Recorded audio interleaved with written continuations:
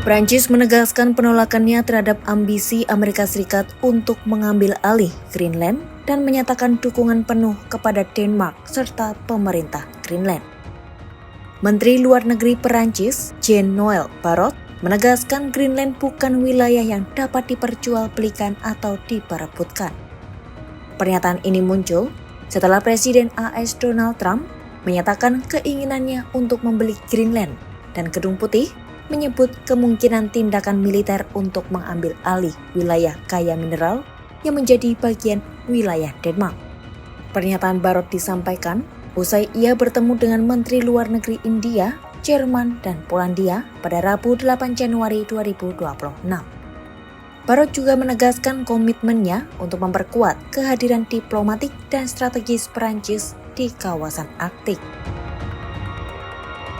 S'agissant du Groenland, je ne veux pas là aussi me répéter, je me suis déjà exprimé sur ce sujet. Le président de la République lui-même s'y est rendu cet été. Au mois de juin, je m'y suis rendu en août pour affirmer notre soutien aux autorités danoises et groenlandaises, renforcer notre présence diplomatique et stratégique dans l'Arctique. Barrot mengungkapkan rencana pembukaan konsulat Prancis di Nuuk sebagai bagian dari penguatan peran diplomatik di wilayah itu. Menurutnya, isu Greenland tidak dapat disamakan dengan praktik masa lalu ketika wilayah dapat dibeli atau dijual. Nous avons annoncé l'ouverture d'un consulat à Nuuk. Et comme l'a rappelé plus récemment la première ministre danoise, le Groenland n'est pas à vendre. Il n'est pas à prendre. Nous ne sommes plus à l'époque où on pouvait acheter ou vendre la Louisiane.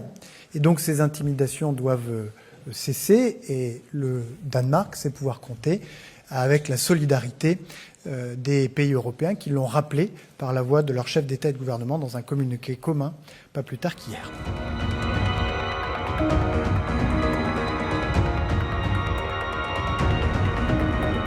Sementara itu, Presiden Perancis Emmanuel Macron menilai tatanan internasional tengah menghadapi risiko serius seiring dunia yang semakin tidak stabil dan melemahnya peran lembaga multilateral. Dalam pidato depan para duta besar Perancis di Istana Kepresidenan pada Kamis 8 Januari 2026, Macron mengatakan dunia kini bergerak menuju era persaingan kekuatan besar. Macron menyebut AS sebagai kekuatan mapan yang dinilai kian menjauh dari sejumlah sekutu dan mulai melepaskan diri dari aturan internasional. Padahal, AS sebelumnya mempromosikan baik di bidang perdagangan, keamanan, maupun dalam berbagai forum global. Selain itu, Macron juga menyoroti peran Cina. Menurutnya, kekuatan negara tirai bambu itu terus meningkat. Namun ia menilai Beijing menunjukkan agresivitas komersial yang semakin tak terkendali, terutama sejak periode pasca pandemi COVID-19 yang merugikan perekonomian Eropa.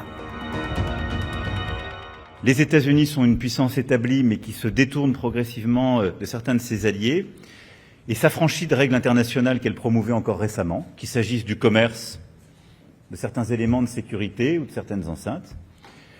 Et la Chine est une puissance toujours montante, qui doit faire le choix de partenariats diversifiés, mais qui témoigne d'une agressivité commerciale de plus en plus désinhibée, et surtout depuis la période de sortie Covid, et qui met à mal aujourd'hui l'économie européenne.